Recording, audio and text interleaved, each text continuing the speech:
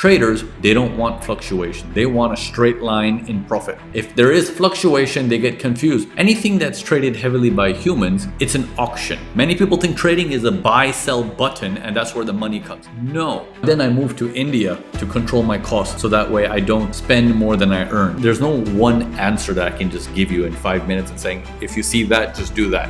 Anyone who gives you an answer that quickly, run. The inability to share that I'm not doing well, that actually kept me in the game. Yeah, I've traded gold in the past. Gold is still traded heavily by humans, right? Anything that's traded heavily by humans, it's an auction. Now, let me explain this to you guys. Everyone in this room understand auction? What comes to your mind when you think auction? Oh, 54 going once, 54 going twice, sold to the man saying 54, right? That's what comes to your mind in auction. So, in the real world, when you buy a house and the house is $1 million and you offer it in the market and saying, you call your agent and you say, hey man, how much is my house? He's gonna say, well, if we were to sell it, you're gonna get $1 million. If you call him tomorrow, you say, hey man, how much is my house? $1 million. Why is the price not fluctuating like it does in trading every second, up and down, up and down? Why is it not fluctuating? Because it's one smart person selling against another smart person, okay? This is a very different market. When you come into the markets online like this, it's very auction driven, which means I have one available, only one. And I normally sell this for $3, but because I have one and suddenly people want to drink Coke, somebody will say, I'll give you 4. The next guy will say, I'll give you 5. It's worth 3 normally, but someone is willing to pay 20 at this moment. In another moment, they'll be willing to pay 5. In another moment, they will be willing to pay 8. What you need to do is try to understand what is the moment like right now. How aggressive is the situation right now? So to understand these things, you have to be very, very good at finding out, well, what is needed of me to understand the flow of the market, because it's an auction-driven market, right? So the prices will fluctuate up and down dramatically, even though the direction might be one way. This fluctuation is a pain to traders, because traders, they don't want fluctuation. They want a straight line in profit. If there is fluctuation, they get confused. Maybe it's not working. So then this is where traders have a huge problematic situation, because they're looking at a chart and making a decision before understanding what is it worth today. All they're doing is, I'll give you $3. Why 3? Why not 5? Why not 10? Oh, I did 3 yesterday, so I'll do 3 again today. It's not gonna work like that. The markets change. So yeah, it's important to understand the difference between these auction-driven markets, yeah?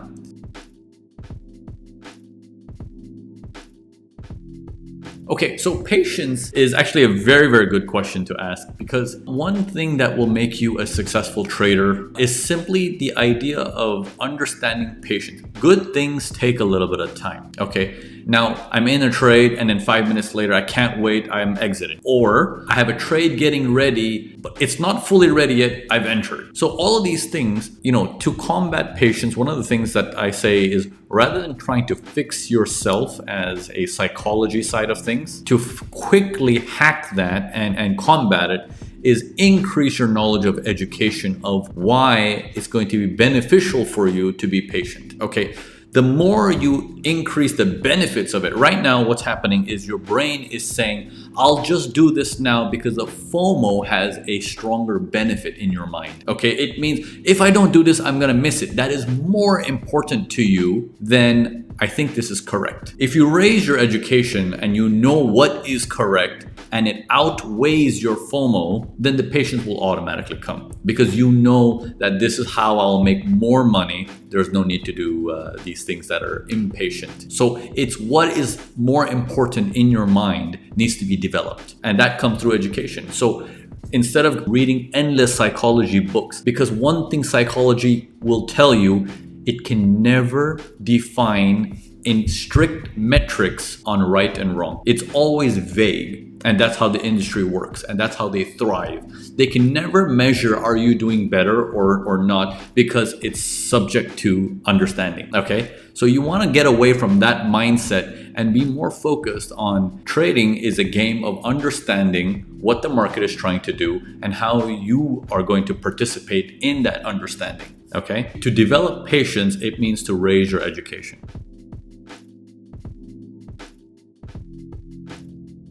So moving averages basically tells you what the average flow of the market is, right? So that's what moving average is, right? So if the average tells you one pair is up, another pair is up, a third pair is up, it very quickly with your eyes, you can understand that I think I have a positive correlation across the board. Okay, sometimes you'll see up, up, up, but you'll see a larger MA going the other direction. Like it might be going down. You might know that temporarily we have a strong up correlation, but the higher time frame is in a downward mode. This is very important to have. That's a very good question, actually.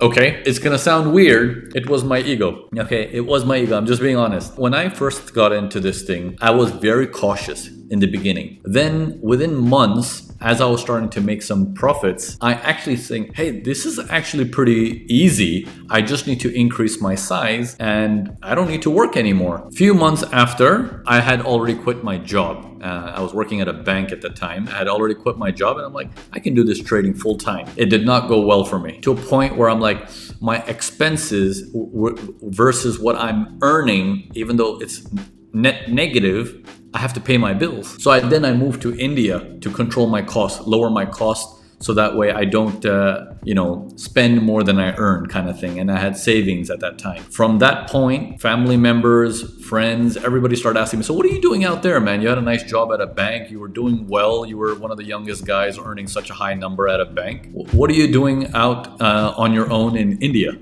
And I was like, well, I'm trading, but I was not doing well at all at that point. And during that phase, everyone's like, oh, okay.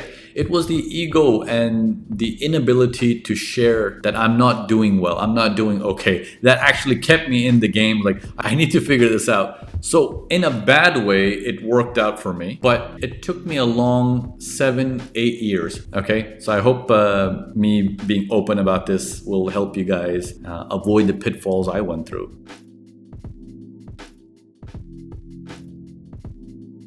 Okay, that's a very complex question.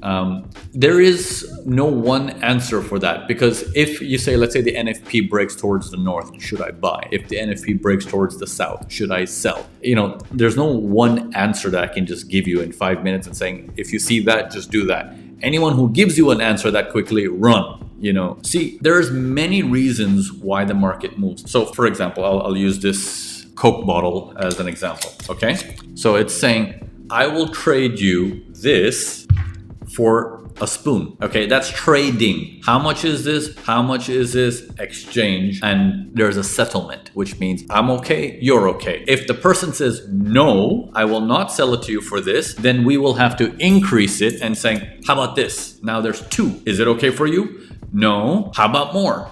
That's what trading is. It's basically saying, do you accept the current price for what you need? If the person says no, then the only option is, if you really want it, you need to offer more. Otherwise, you're not going to get it. End of story. Many people think trading is a buy, sell button, and that's where the money comes. No, trading is actually what you normally do anyways in real life. Okay, if you say, when a person offers you this bottle and it's sunny outside, the trade will happen. Is that logical? That's an illogical way of framing that thing, because that is a coin flip and saying, if the coin goes 3 times to heads, then it must be that. It's just a guessing game at that point, right? So we don't want to get stuck into doing that. So the correct way to ask the question is, what elements do I need to be more focused on around the NFP to sort of have a better understanding of which direction is the NFP going to go, and what does that mean additionally going forward after that NFP? So there's a lot of elements that go into it, but I always want to make sure you guys have the grip of what is trading. Many people don't have that grip, and that's what causes a lot of problems. Okay,